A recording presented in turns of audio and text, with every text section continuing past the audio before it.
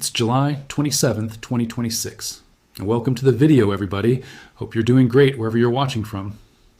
Because right now, for the first time since this war restarted back in February, the conversation inside the Pentagon has shifted from how many more nights of airstrikes to something far more serious: boots on the ground. Multiple outlets are now reporting that the Department of Defense has drawn up detailed plans for ground operations inside Iran, and Tehran is not staying quiet about it. An Iranian general went on state media within the last day and basically dared American troops to try it. So if you've been following the airstrikes and thinking that's the ceiling of this war, buckle up, because what's being discussed right now behind closed doors in Washington is an entirely different level of escalation. Let's get into it. To understand how we got to a point where American generals are seriously drawing up invasion plans, you need the timeline.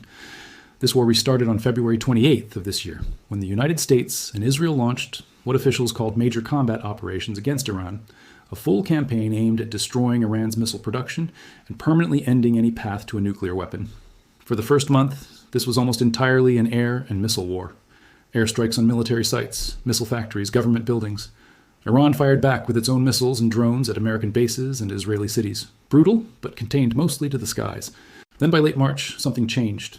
Reporting at the time revealed the Pentagon was preparing for what was described as weeks of ground operations inside Iran, potentially including raids by special operations, troops, and conventional infantry.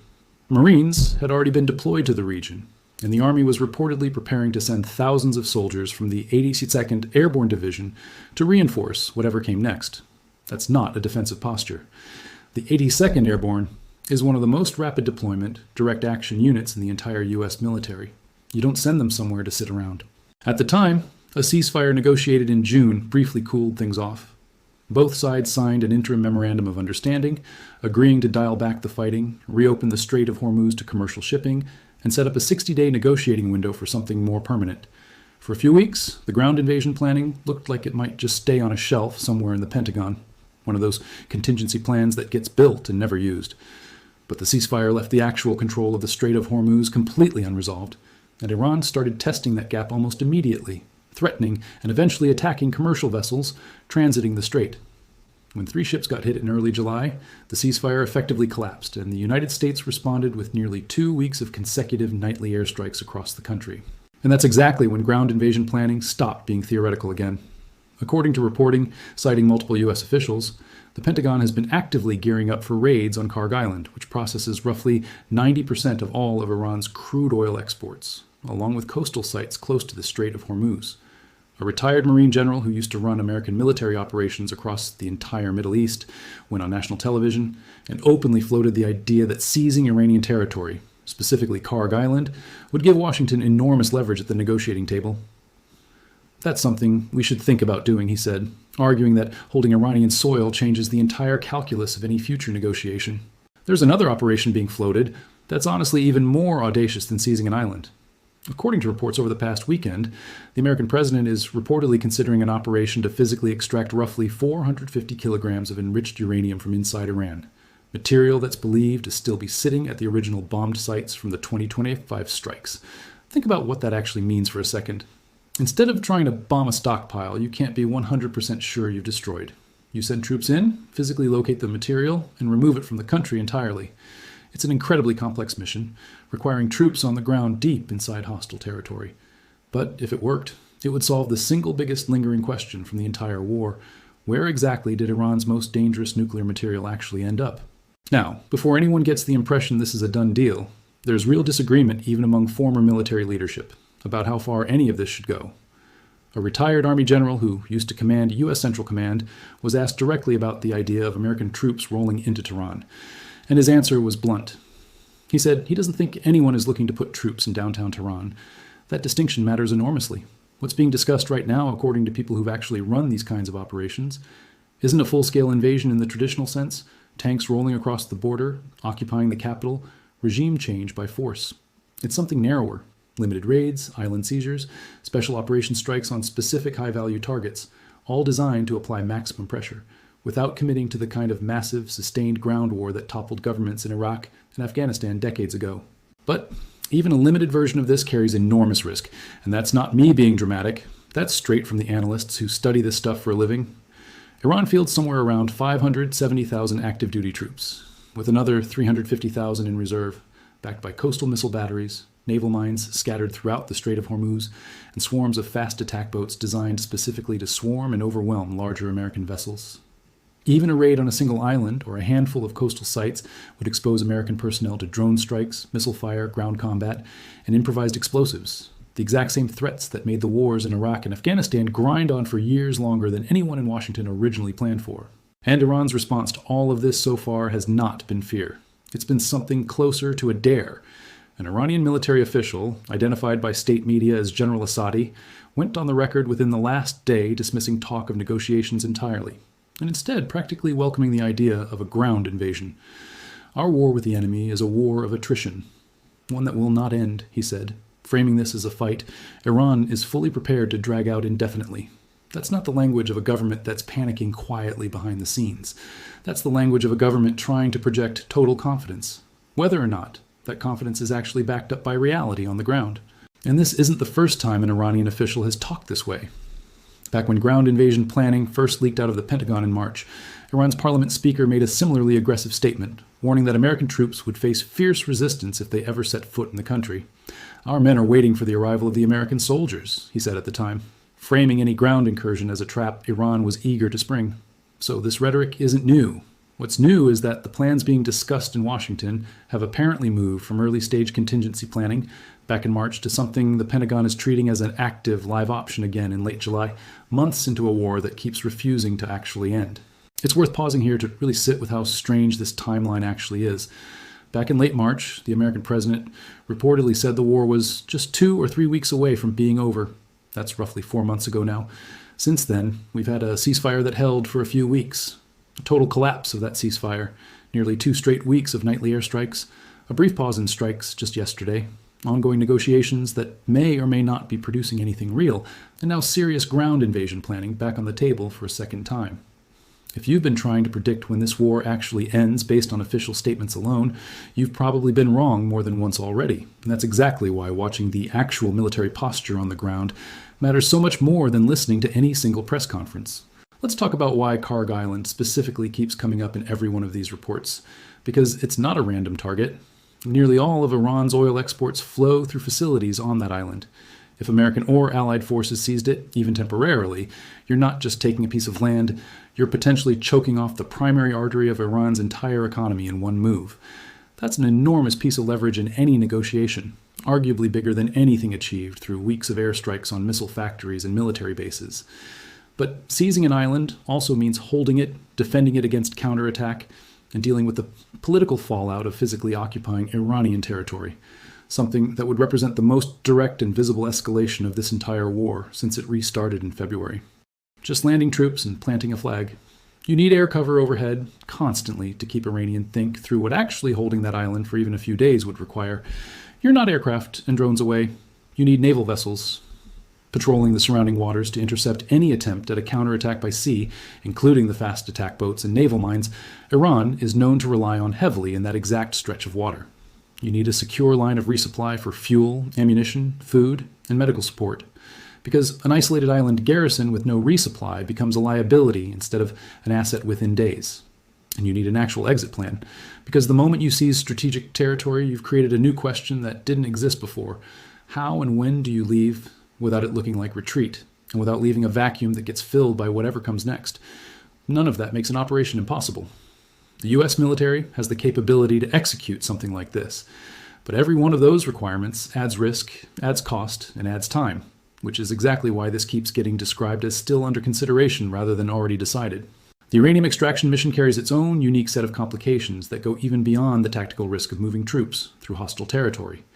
Even if American forces successfully located and extracted the material, the mission would only be a genuine success if intelligence agencies could say with total confidence that this represented the entirety of what Iran still has, not just a portion of it. Given how much uncertainty has surrounded exactly where Iran's enriched uranium stockpile ended up after the 2025 strikes, that kind of absolute certainty might be almost impossible to guarantee. You could execute a technically successful raid, extract material, get everyone out safely, and still not actually resolve the underlying question that's been haunting this entire conflict from the very beginning. Does Iran have more material stashed somewhere nobody has found yet? That's the kind of operation that looks decisive on paper and still leaves the fundamental problem unsolved in practice. Here's the part that I think gets lost in a lot of the coverage of this story. There's a meaningful difference between preparing contingency plans and actually deciding to execute them. Every modern military maintains drawers full of plans for scenarios that never happen. The Pentagon has almost certainly had some version of an Iran ground operation plan sitting on a shelf for years, updated periodically as the situation changes. What makes this moment different is the reporting suggesting the American president is actively being briefed on these options right now, with senior officials describing a White House Situation Room meeting specifically convened to discuss the potential seizure of Kharg Island and other territory along the Strait of Hormuz. That's not a dusty old plan sitting in a drawer anymore. That's an active decision point sitting on a president's desk. Let's shift into the hardware side of this for a second, because a ground operation, even a limited one, looks completely different from an air campaign in terms of what it actually requires. Airstrikes are about getting aircraft in and out with minimal exposure. Ground operations mean sustained presence, logistics chains, supply lines, medevac capability, and troops physically exposed to enemy fire for hours or days at a time, instead of the few minutes a strike aircraft spends over a target. The forces being discussed, elements of the 82nd Airborne, or Marine units already forward deployed, special operations teams, are built for exactly this kind of fast, targeted action rather than a slow, grinding occupation. That's an important distinction. This isn't shaping up to look like the invasion of Iraq in 2003, with hundreds of thousands of troops crossing a border in a sustained ground campaign. It's shaping up to look more like a series of sharp, specific raids. Hit an island, extract material or personnel, get out, and use whatever was gained as leverage at the negotiating table. Let's shift into the hardware side of this for a second, because a ground operation, even a limited one, looks completely different from an air campaign in terms of what it actually requires. Airstrikes are about getting aircraft in and out with minimal exposure. Ground operations mean sustained presence, logistics chains, supply lines, medevac capability, and troops physically exposed to enemy fire for hours or days at a time, instead of the few minutes a strike aircraft spends over a target. The forces being discussed, elements of the 82nd Airborne, Marine units already forward deployed, special operations teams, are built for exactly this kind of fast, targeted action rather than a slow, grinding occupation. And that's an important distinction. This isn't shaping up to look like the invasion of Iraq in 2003, with hundreds of thousands of troops crossing a border in a sustained ground campaign. It's shaping up to look more like a series of sharp, specific raids. Hit an island, extract material or personnel, get out, and use whatever was gained as leverage at the negotiating table. There's also a supporting infrastructure piece to this that almost never makes it into the headlines, but ends up mattering just as much as the troops themselves. Any raid on Kharg Island or coastal targets near the Strait of Hormuz would need naval assets positioned to provide fire support and extraction if things go wrong, helicopter or tilt-rotor lift capability to actually get troops in and out quickly, and a massive intelligence apparatus feeding real-time updates on Iranian troop movements, air defenses, and mine locations throughout the strait. The U.S. already maintains significant naval and air assets throughout the Gulf, given how long this war has dragged on, so the infrastructure to support a limited raid largely already exists in the region. What's actually being debated isn't whether the U.S. has the capability to pull off a raid like this. It clearly does. It's whether the political and strategic risk of actually doing it is worth whatever gets achieved. And history looms pretty heavily over this entire discussion, whether anyone in the Situation Room says it out loud or not. The invasion of Iraq in 2003 started with a stated goal of removing weapons of mass destruction and quickly toppling a hostile government. It ended up as a sustained occupation lasting the better part of a decade, with an insurgency that cost thousands of American lives and hundreds of thousands of Iraqi lives, none of which was part of the original plan briefed to the public. Afghanistan followed a similar arc, a rapid initial operation that turned into the longest war in American history. Every single planner currently drawing up options for Iran is acutely aware of that history, which is almost certainly why every version of this plan reported so far has been described as limited, narrow, and short of a full invasion. Whether reality actually cooperates with that intention once troops are on the ground is, of course, an entirely different question. Now, could Iran actually make good on its threats if any of this happens? This is where you have to separate rhetoric from real capability. Iran's navy has already been degraded significantly during this war, with the U.S. military saying a single wave of strikes back in early July hit more than 80 targets, including over 60 small IRGC attack boats in one night alone. That's a serious dent in exactly the kind of asymmetric naval capability Iran would rely on to make life difficult for American forces near Kharg Island or anywhere else in the Strait of Hormuz. At the same time, Independent reporting has noted Iran is still fielding missiles and drones even after that kind of damage, meaning the threat hasn't been eliminated, just reduced. A raid or an island seizure wouldn't be walking into an undefended target, but it also wouldn't be facing Iran at full strength either. While all of this military planning has been unfolding, it's worth remembering what's happening inside Iran at the exact same time. Human rights monitors have continued documenting a pattern of executions tied to earlier waves of protest and unrest, carried out even as the country absorbs sustained military pressure from outside. A government facing potential ground incursions into its own territory, actively fielding 500,000 troops in defense of the homeland, is simultaneously spending resources cracking down on its own population to keep control of the streets. That tells you something important about how this regime actually operates. External threats and internal control aren't separate problems for Tehran right now. They're the same problem, managed with the same instinct: project strength outward, tighten the grip inward, and hope neither cracks before the other side blinks first. And it's not just Iran's own population absorbing the fallout here. Ordinary people across the wider region are living through the economic and logistical consequences of a war that keeps refusing to actually end. Commercial shipping through the Strait of Hormuz has been disrupted for months, with only a handful of vessels from countries like China, India, and Pakistan being granted anything resembling safe passage during the worst of the fighting. Every additional week this war drags on without resolution means more disrupted trade, more insurance premiums skyrocketing for any ship willing to risk the transit, and more pressure on global energy prices that ultimately gets passed down to regular consumers everywhere, regardless of whether they've ever thought twice about the Strait of Hormuz in their entire lives. Let's take a quick detour into global news for a second, because there's some other stuff worth flagging outside this main story. The State Department's worldwide caution alert for American citizens remains in effect, specifically warning about the unpredictable security environment across the Middle East, with flight disruptions and possible airspace closures expected to continue as long as this war grinds on. Airlines operating in the region have already postponed resuming certain routes, and safety monitoring organizations have flagged large portions of Iranian, Syrian, and Lebanese airspace as high-risk zones that most international carriers are actively avoiding. If any of the ground operations being discussed actually happen, expect that travel advisory picture to get even more serious very quickly. There's also been a fascinating and mostly unrelated development at the Farnborough International Air Show that just wrapped up, with a new partnership announced between two aerospace firms working on bringing AI-assisted autonomy to commercial cargo aircraft. It's a small story in the grand scheme of things, but it's a reminder that the same underlying technology now being used to plan precision special operations raids, real-time data fusion, autonomous navigation, satellite-guided coordination, is simultaneously being adapted for completely civilian purposes elsewhere in the world. Same technology tree, wildly different branches, depending on which side of the world you're standing on when you look at it. On top of that, a pair of Royal Air Force Typhoon jets were scrambled near Manchester in the UK just this week. A completely separate story from anything happening in the Gulf. But another data point showing just how elevated military readiness has become across multiple continents right now. When you add that to the worldwide caution advisory, the airspace closures across Iran, Syria, and Lebanon, and the fact that global oil markets have been on edge for months because of the Strait of Hormuz situation, you start to get a picture of just how far the ripple effects of this one war have already spread, well beyond the borders of Iran itself. Now let's get into the strategic analysis, because this is really where the whole picture comes together. Iran's public position throughout this entire war has been defiance, insisting it will not negotiate under pressure, and that any American ground incursion will be met with fierce resistance. But strip away the rhetoric for a second, and look at the actual military reality.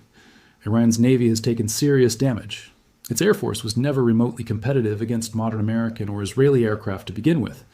Its economy, heavily dependent on oil exports flowing through facilities like the ones on Kharg Island, is exactly the kind of target a limited American operation could hit without needing to commit to anything resembling a full occupation.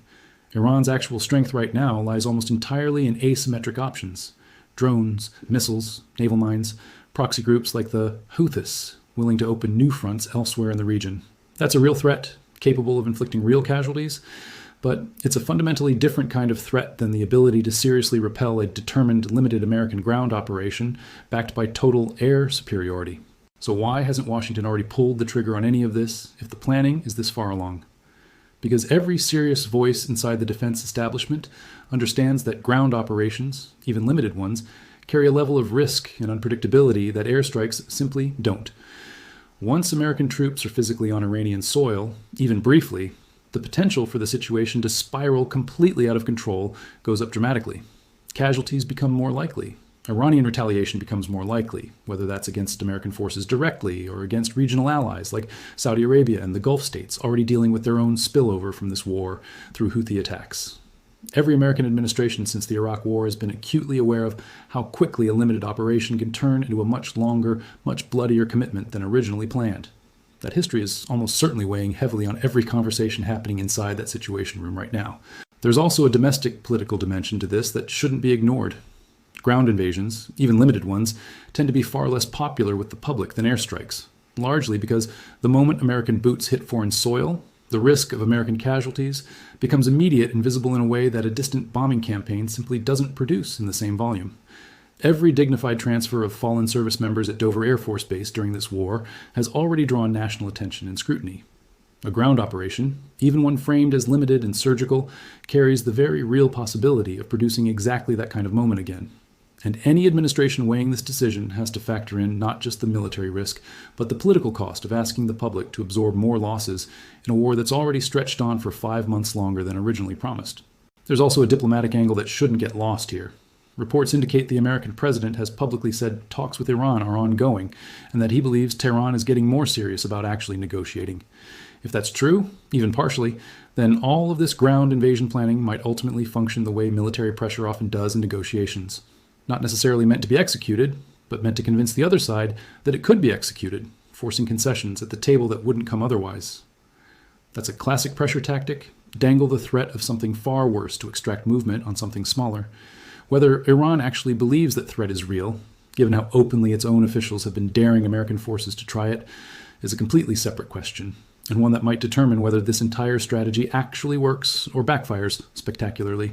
If this deep dive is helping you understand what's actually happening behind the headlines instead of just reacting to the latest scary chyron on cable news, go ahead and drop a like.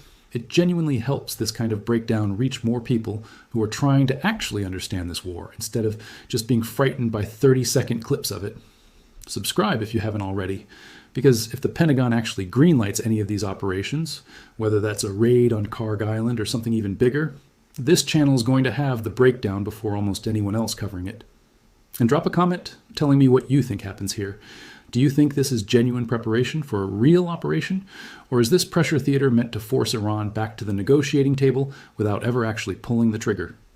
Maybe you think it's something in between, real plans that only get executed if talks completely fail. I'd genuinely love to hear what you think, because right now, honestly, even people inside the Pentagon don't seem to fully agree on the answer. Let's talk about what happens next under each realistic scenario, because there really are only a handful of paths this can take from here.